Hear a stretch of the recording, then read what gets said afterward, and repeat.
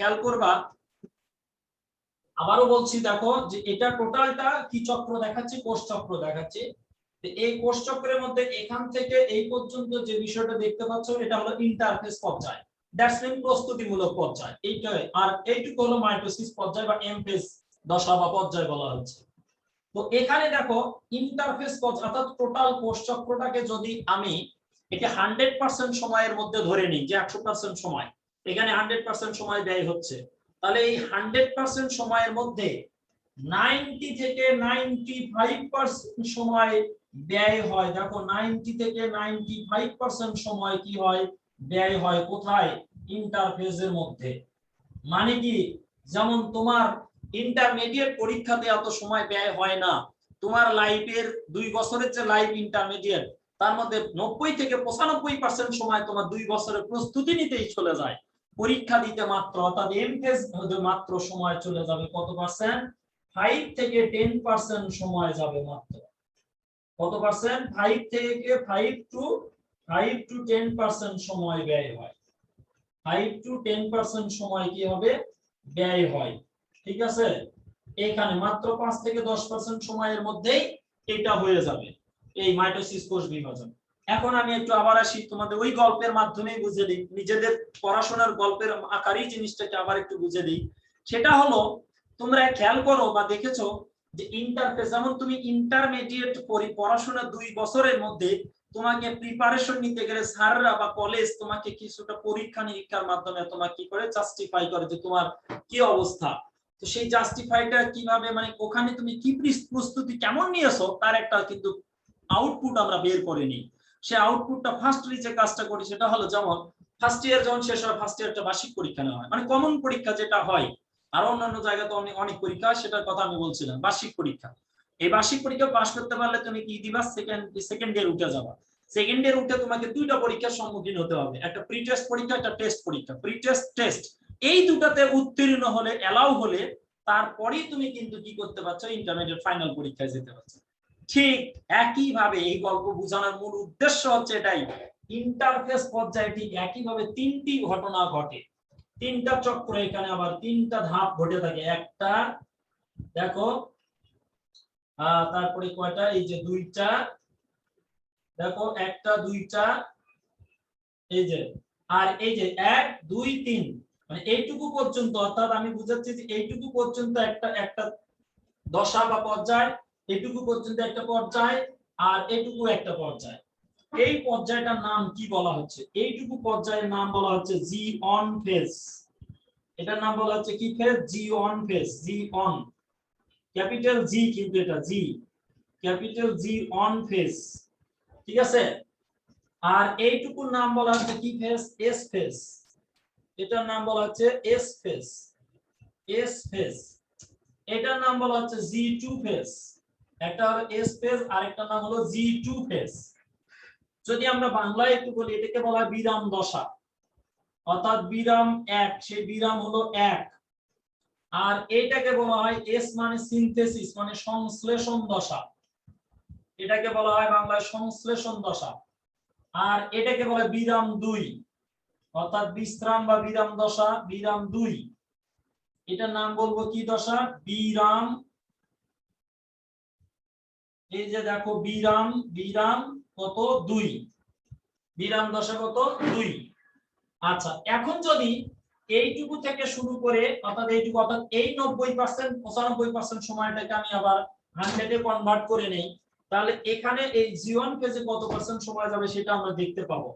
G one ফেজের সময় যাবে 30 থেকে 40% সময় লাগে, মানে এই ইন্টারফেজের 30 থেকে 40% সময় এখানে ব্যয় হয়, 30 থেকে 40% সময় ব্যয় হয়। এখানে কত পার্সেন্ট, 30 থেকে 50% সময় ব্যয় হয়, দেখো। আর এখানে কত পার্সেন্ট, 10 থেকে 20% সময় ব্যয় হয়। কত পার্সেন্ট, 10 থেকে 20% সময় ব্যয় হয়, 10 থেকে 20% সময় ব্যয় হয় এইটার মধ্যে, 10 থেকে 20%। দেখো ভালো করে বুঝো, তাহলে ইন্টারফেস দশাতে কিন্তু আবার কয়টা ঘটনা, 3টা ধাপে উপদশায় ঘটতেছে। এই 3টা ইন্টারফেস দশা, আর এগুলোকে আমরা বলি উপদশা। তার মানে আমি যদি এটাকে দেখাই যে ইন্টারফেস পর্যায়টা আবার কয়টা উপদশায়, যে ইন্টারফেস দশা, দশা তিনটি উপদশায় সমাপ্ত হয় বা তিনটি উপদশায় সম্পন্ন বা হয় বা ঘটে, যার মধ্যে এক নম্বর হলো জি1 ফেজ, দুই নাম্বার হলো এস ফেজ, তিন নাম্বার হলো জি2 phase. G one phase, S phase আর কি ফেজ, জি2 ফেজ। এই তিনটা ফেজের মাধ্যমে সম্পন্ন হয়, দশার মাধ্যমে, উপদশার মাধ্যমে সম্পন্ন হয়। এখন তোমার মনে হতে পারে এই তিনটা দশায় স্যার কি কি ঘটনা ঘটে, যে ঘটনা না ঘটলে, যে এই তিনটা দশার মধ্যে এমন কিছু ঘটনা ঘটে, ওই ঘটনাগুলো যদি না ঘটে তাহলে কোষ বিভাজন অর্থাৎ মাইটোসিস প্রক্রিয়া সম্পন্ন হবে না। তার একটু নমুনা দেখাই।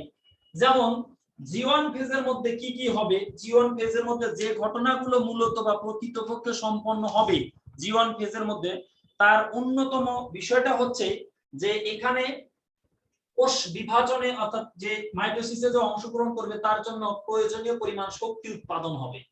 এখানে কি হবে, প্রয়োজনীয় পরিমাণ শক্তি উৎপাদন হবে। আর এই জায়গাতে যে কাজ, এখানে জি2 তে যা কিন্তু কি হবে, এখানে মূলত একটু যদি দেখে দেই এটিপি, এটার নাম বলা হয় কি, এটিপি বলা হচ্ছে। দেখো, আচ্ছা লিখছেন ওটা, এখানে দেখো এটিপি সম্পন্ন হচ্ছে, এটিপি।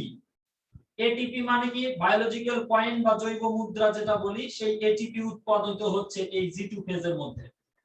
এখানে একটা ঘটনা ঘটতেছে যেটার নাম হলো কি ফসফোরাইলেশন নামক একটি ঘটনা ঘটে। তার নাম কি, ফসফোরাইলেশন। ফসফোরাইলেশন প্রক্রিয়া এখানে সম্পন্ন হয়, প্রক্রিয়া। এবং কার ফসফোরাইলেশন, সিডিকে, এই যে সিডিকে এর একটা ফসফোরাইলেশন হয়। এটা তখন মনে হতে পারে সিডিকে কি জিনিস, আবার সিডিকে হচ্ছে cyclin, cyclin dependent kinase, cyclin dependent kinase.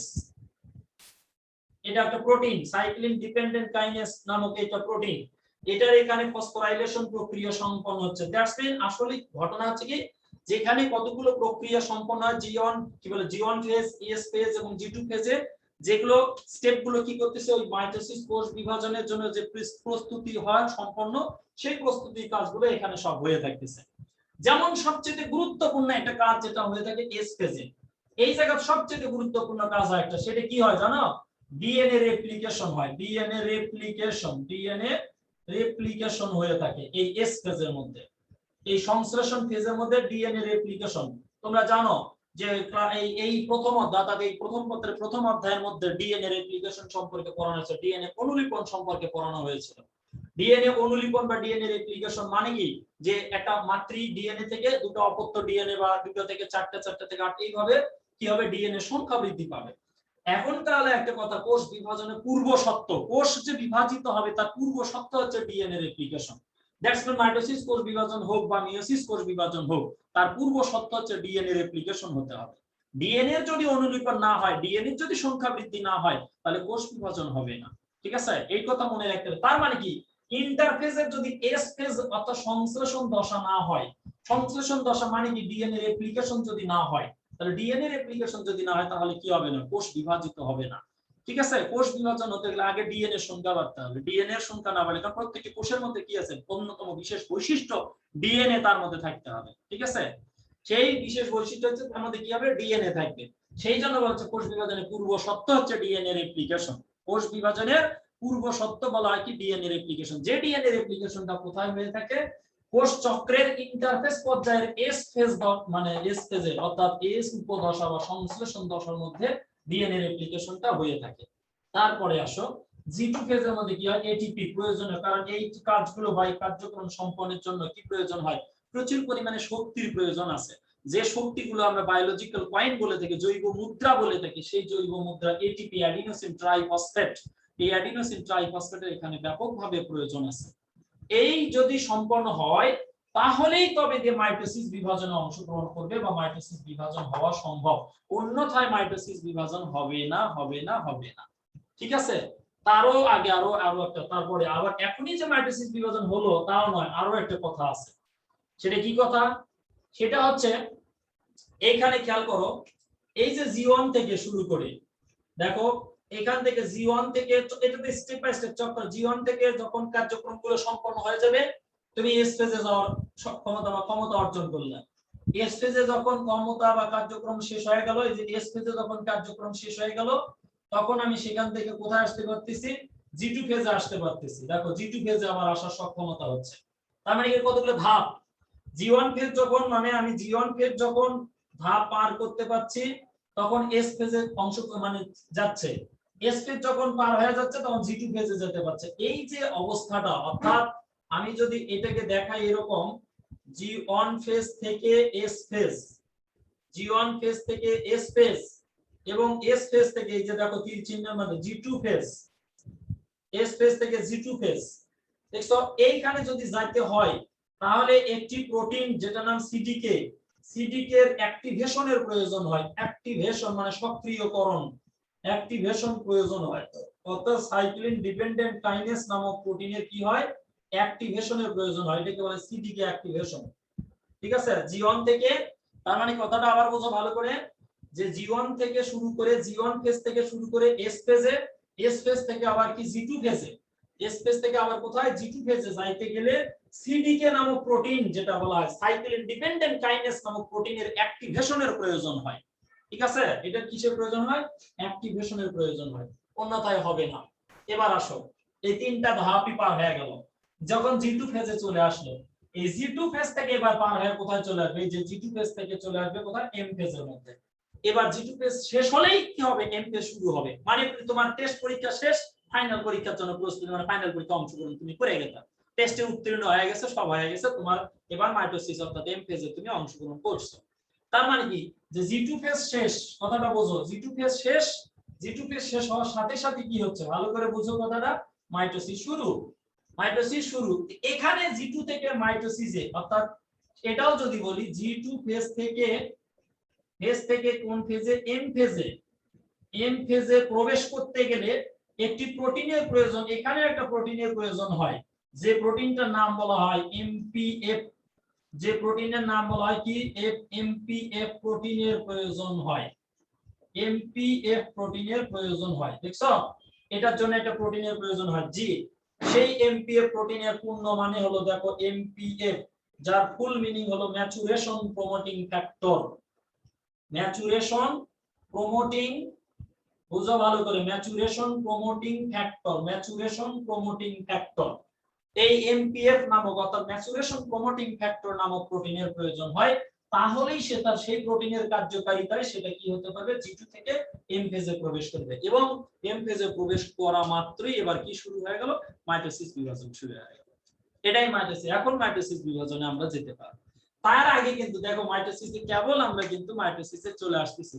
আর এই যে পুরো চক্রটা, পুরো ঘটনাটা যা আমি দেখালাম, ইহার নামই হলো কি চক্র, ইহার নামই হলো কোষ চক্র, কোষ চক্র, কোষ চক্র, বা cell cycle, cell cycle, cell cycle. যেটার আবিষ্কারক ছিল কোন দুইজন বিজ্ঞানী, একজন বিজ্ঞানীর নাম হলো হাওয়ার্ড, একজন বিজ্ঞানীর নাম হাওয়ার্ড, আরেকজন বিজ্ঞানীর নাম হলো পেল্ক, হাওয়ার্ড এবং পেল্ক, হাওয়ার্ড এবং পেল্ক। ঠিক আছে, হাওয়ার্ড এবং পেল্ক নামক দুইজন সায়েন্টিস্ট বা বিজ্ঞানী এই চক্রটা সর্বপ্রথম আবিষ্কার করেছেন, কোষ চক্র যার নাম। ঠিক আছে, যার নাম কি চক্র, কোষ চক্র। এই কোষ চক্রের মাধ্যমে এই চক্রটা কোষের মধ্যে চলে আর কোষ বিভাজন প্রক্রিয়া চলতে থাকে। ঠিক আছে, এই পর্যন্তই, আজকে এই পর্যন্তই আমাদের মোটামুটি ক্লাসের সবকিছু কথাবার্তা। আমরা নেক্সট দিনে মাইটোসিস কোষ বিভাজনের সম্পর্কিত বিস্তারিত বিষয় শুনবো, জানবো, দেখবো। ঠিক আছে।